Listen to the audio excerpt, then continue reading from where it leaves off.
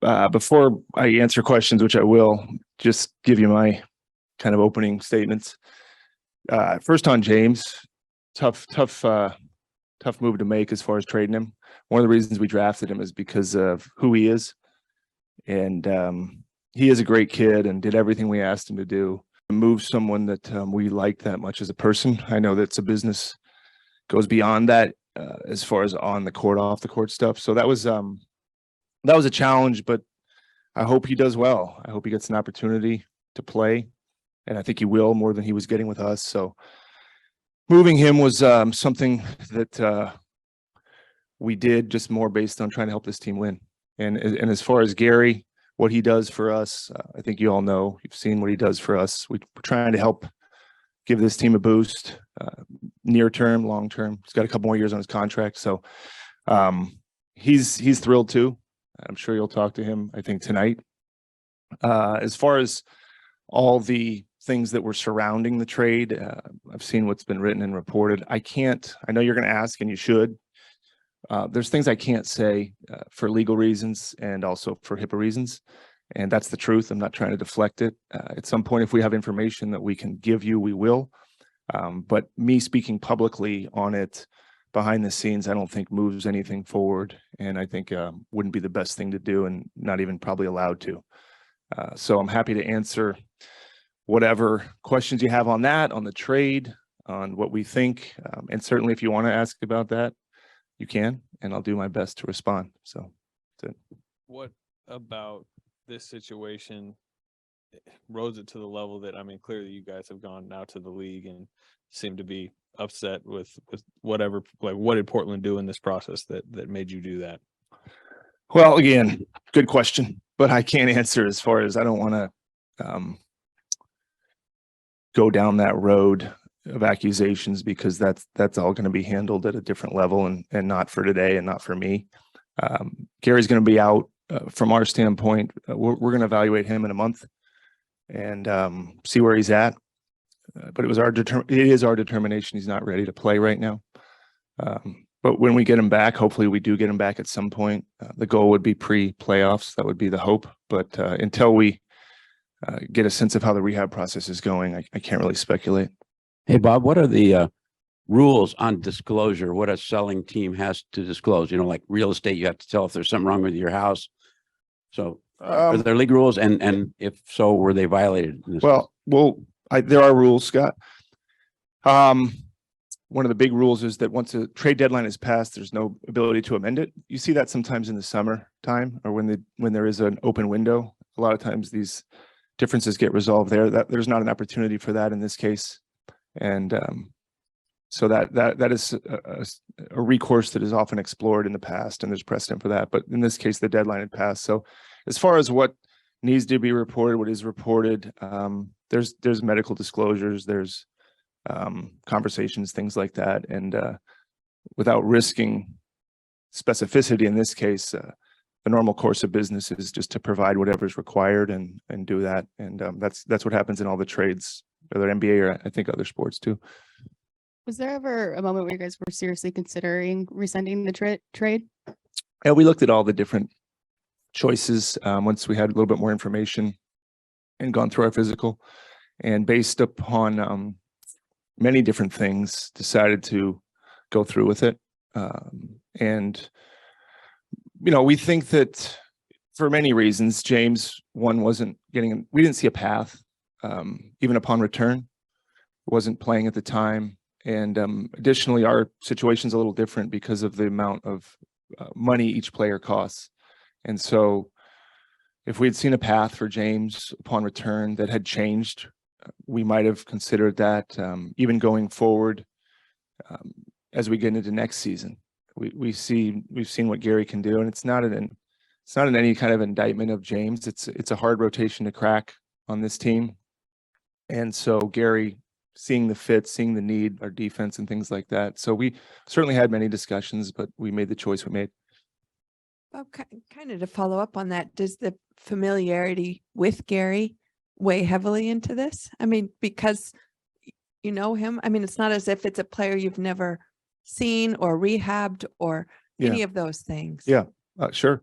I think most trade deadlines don't work. Most times you get a player at the deadline and expect some big shift. It doesn't happen. I think one time when Clyde Drexler went to the Rockets years ago, it kind of changed the course of their season. I think when the Celtics got PJ Brown, I keep thinking that was a buyout. Most of the time, it's hard to reconfigure your team on the fly. There's only 20 something games left. I think 26 for us, maybe 28, 20. That's not a lot of the season. So whether it's us or any team, but when you trade for a player that's been here, especially our system is not simple.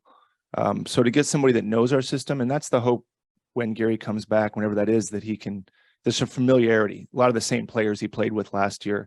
We play him a little differently. We did play him a little differently than other teams. I think that's why he did so well with us. Our system is a little unique. And so, yeah, part of the reason we did it was that familiarity. We've seen how much he helps us. So that was some of the reason.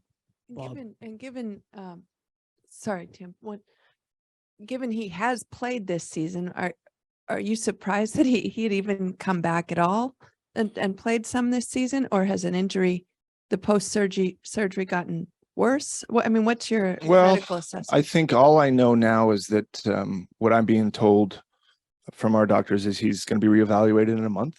And what was happening before that's over, whatever it was.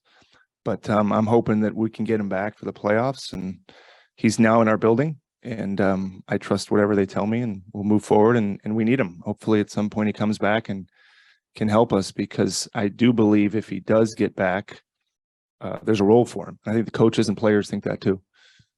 Bob, was there a trade that you could have done other than this that you heavily considered, and were you prevented? Do you feel like you're prevented from doing it because this trade happened and then it went into limbo? Well, Tim, I won't know, because this had momentum to it. There was conversations around this one, and maybe if that time had been used in some other capacity, but we looked at a lot of different things. There wasn't one thing that we all walked out of the deadline saying, well, we could have done that or we should have done that.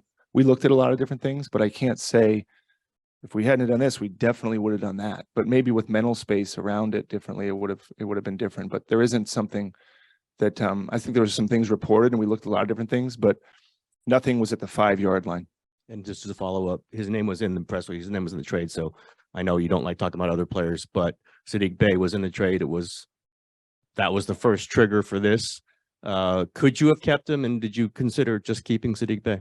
Well, I can't talk about him because he's not ours, but what I would say is that the trade we made at the time we made it, with the information we had, was what we thought was the best trade for this team.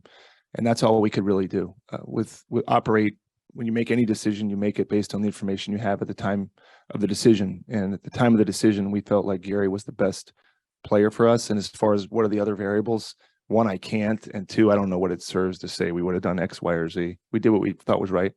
He missed the first 35 games, and he was kind of in and out of the lineup, so I guess outside looking in, there was at least some level of understanding that he maybe wasn't having the healthiest season. How much did that play into it? And I guess how much did you guys ask about that? And well, I think in these situations, we looked at the fact that he started the night before against our team, and you could look at it any way you wanted to. You were probably at the game. You could say, well, a player would be better in our system. We would use him differently. We would play him differently. I don't get into the mental space of a player. We traded for Wiggins. We watched him and said, well, maybe he can be better for us. So I didn't really factor in the thought that he would be out as long as he will be. I didn't think that, but we had a lot of conversations, but I'm not going to get into the specifics of what the conversations were with the other team. But do you feel that they withheld anything from you, the Portland? Well, I think on that one, Scott, that's another legal thing, and I'm not going to adjudicate that today at 11 o'clock here, and it's not productive for me or anybody else. Hey, Bob, obviously the trade happened, right before the deadline, but how long has the idea of bringing back Gary back to here? I think we recognize, like I'm sure a lot of you did, that this team could use some help, and went about trying to do that to the best of our ability. As you well know, any trade has to have a partner. and reluctantly moving James. I think we all wished organizationally something would have worked out better for him, but we didn't see a way for that to happen. And then thinking that we probably had a good top, whatever you want to call it, 7 or 8 guys with Steph back, adding another guy into the mix defensively, pick and roll defense specifically, is an area that I think we wanted to improve on and targeted, with the defense not being quite as good as it's been in the past. And so the idea was, let's find someone that we like for the next 26 games in the playoffs, hopefully, as well as into next season and the season after that. And we have to be careful with the amount of money we take on in this trade. I think it saved us 6 or 7 million this year, and just apples to apples, 30 million next year. And our payroll is big, and that's great that I have Joe and the ownership group to support that. But we also have to be a better team. We've got to play better. We're 500, and it's our job and front office to evaluate if this team needs help, and that's the determination we made. And you mentioned how Gary plays a very unique style for you guys, but with James gone, I don't think you guys have anybody taller than 6'9". How do you feel about the size on this team right now, and does that affect the buyout market at all? Yeah, we'll have to look at the buyout market. I think much like last year's deadline, we moved forward with Looney and Draymond, who have kind of split minutes in the regular season. JaMychal's, I guess what you'd call our other big. Last year we had a couple other kind of non-traditional bigs that Bielitz is not in the NBA, so I can talk about him, but like a shooting big who did a nice job, and then another good player that helped us. We hope that we have enough, but we'll look and see. It's also determinative of how the coaches will use that player. For us to say, here's a big guy, and the coaching staff to say, well, we're not playing that guy. Doesn't matter if he's 7 feet tall or 8 feet tall.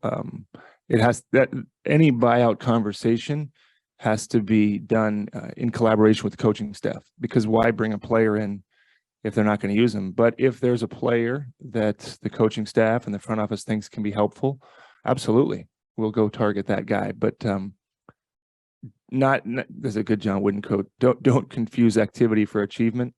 I don't just want to say, oh, we scoured the buyout market, here's so and the guy's sitting on the end of the bench. Because for us, it's $3-4 million. I don't know, it's $3 million or something like that, which Joe has done and would do. But that's the conversation with the coaching staff as far as who would play and who's available. What's the possibility of converting one of your two-way guys? I think we got to look and see whether it's that or another player or whatever it might be, and compare them and say to Steve, hey, these are your options. Which player do you think helps us the most? And make that determination. Maybe Steve, again, they're going to play, especially with this many games in the season. This is never a thing where, at least not here, where we say, hey, play this player. This is the guy. It's a collaboration, and we have to fit the system. We have to fit what will work here and what does work here, and that's the conversation with the coaching staff. Said that a lot of action that happens at the trade deadline isn't the thing that magically shifts a team season, but when acquiring Gary, thinking that he'd be ready sooner than he is, did you think that he was going to be a piece that could help kind of turn the season and be an instant impact like that? Well, I think help, yeah, but save, no. I mean, I don't think there's certain players that got traded there, but usually with any team, we all are trying to win, and we're all trying to help change our team for the better, increase our margin for error. And I think when we did that, yeah, we thought it would be additive. I don't know that anybody thinks it solves everything, but we think it was helpful. We still think it's helpful. We just have to wait till he gets healthy. That was the motivation behind it. I think it's motivation, but there's certainly, it seemed like this trade deadline, there was a lot more teams trying to do that than trying to go the other way.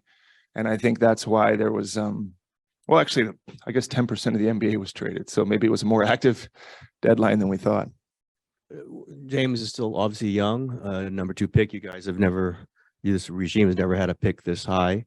How hard was it to move off of him? And was there internal debate about it even up to the deadline, or was it just something you had to do? We don't have, I think we debated it pretty heavily, mostly because I still believe he can be a good player.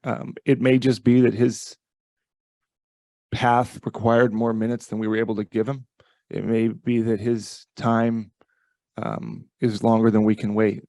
But it's not an indictment of him. There's plenty of players that take a certain amount of minutes or a certain amount of time. And especially with missing a year, there's a lot of things that he missed, not his fault, whether it's COVID or injury, where he just he is a third-year player, but he hasn't got the minutes of that.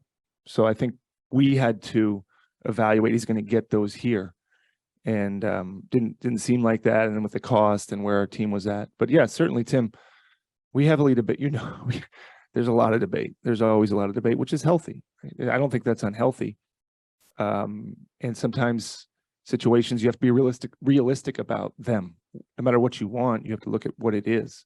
But the hardest part for me personally was who he is. And I know that's not important maybe to a lot of fans, and I understand that. And it's a result business, but the person that he is, I would bet on the person, just a high quality individual, and those people usually succeed in life, and I think you will. So that was a tough one.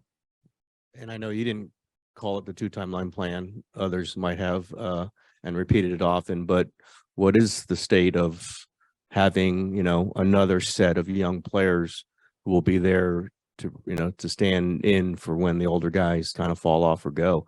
Is this now a complete restart of that? I think it's a moment in time where we realized we tried to get better this year, and thought that move helped us, and still do, the move we made. And then you evaluate how this team finishes and move off of that position. But our goal when we drafted, I think, James, we were coming out of the playoffs, play-in, and we lost, and took the best player we thought was in the draft for us. We thought he was the best player at the time. And then the next season, we won it, right? Was it 2 years before? Okay, so he was the year we just were the worst record in the league. Don't want to skip that. So we had the worst record in the NBA, and then we took James, and then we lost in the play-in, right? Okay, and then we took Kuminga and Moody, and we won the championship. So it's hard to look at it. You have to evaluate each year. I think a lot of us would have thought coming out of a loss in the play-in to win the championship the following year. I guess those were our hopes. But let's see how this year goes and evaluate how it finishes. I'd love it for the team to be healthy and see what the end result is with a healthy team. The hardest part for us in the front office is evaluating a season that fell apart on health. So if we're healthy, come the playoffs, it'll be informative as far as where are we going? What is this team? Why do we lose? Why do we win? We've seen many of these players become champions last year, and that's informative too. So until they're not, we have to trust and believe in that, and I do. But until this season's over, we'll evaluate what we think going forward and what makes the most sense, and base that on performance. And hopefully we get to see a healthy team do that. It seemed generally clear, even Saturday night when Gary's sitting next to you during the game, that, you guys are very likely going through with the trade. What was kind of the hang up, I guess, the last couple of days, and what are you guys still with this league investigation hoping to gain from, what's to come? Well, I think once we learned that, and I think we had a sense of it pretty quickly, that a trade, once the deadline passed, the opportunity to amend a trade was moot. So just wanted to understand that better and get some clarity on that and think on that. And then we had the time we had to make a decision. So it was just more thinking about it. But yeah, probably by Saturday night, we had a sense of the direction we were going in. And what do I want? Whatever the NBA says is fair. Just whatever that is. Just want a fair result. So Do you think that'll be quick? I mean, what's your expectation on how long this I don't know. I don't know. And whatever it takes, it takes. I don't know how long. I'd have to look back at how long some of these things have taken in the past when there's situations like this, but I don't know. I don't know how long. What specifically is wrong with Gary? And is it a result from the surgery he had this offseason? I think he's got a core muscle injury, and I think Raymond gave me some notes, like an adductor or something in that nature. I think we'll have a better update tonight, but I can say he'll be reevaluated in a month. But it's a core muscle. It's what's abdominal abductor. I mean, I don't want to disparage the why of it. Like, why was it because of a surgery? Was it not? Was it rehab? I don't know. But that's what his injury is now. I don't know that. I don't want to speculate on the connection of it, but he's got to get healthier to play. That's where he's at.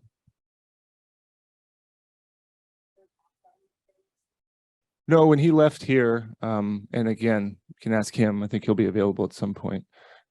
We didn't anticipate that, but you know, suppose had he had come back, would anybody have brought that up? But I wasn't under the impression that that was part of the plan in the summer. But we didn't know if he was coming back. We didn't know who we were going to sign, so we didn't really know.